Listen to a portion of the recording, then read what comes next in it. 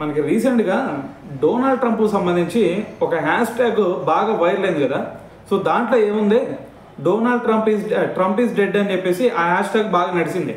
అయితే మరి దీనికి ఏదన్నా రీజన్ ఉందా అంటే ఒక రీజన్ ఉంది. ఏంటది, వారం రోజుల నుంచి అతను వైట్ హౌస్లో కనిపించలేదని చెప్పేసి అందరూ అనుకున్నారు. దీంతో పాటు మరి దానికి బలాన్ని చేకూర్చిన విషయం ఏదన్నా ఉందా అంటే వాళ్ళ వైస్ ప్రెసిడెంట్.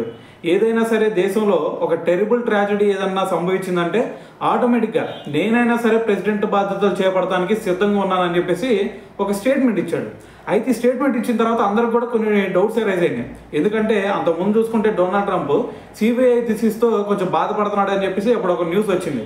సో మరి ఇవన్నీ కూడా బలాన్ని చేకూర్చి మరి ట్రంప్ ఈజ్ డెడ్ అనే హ్యాష్ ట్యాగ్ని బాగా వైరల్ అయిపోయింది. అయితే ఇప్పుడు దీని గురించే మరి ఒక రిపోర్ట్లో డొనాల్డ్ ట్రంప్ని ఒక క్వశ్చన్ వేసాడు.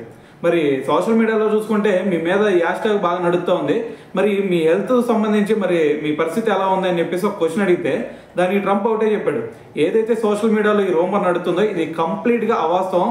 నా హెల్త్ చూసుకుంటే లాస్ట్ 1 వీక్ నుంచి నేను గోల్ఫ్ ఆడతా చాలా యాక్టివ్గా ఉన్నాను.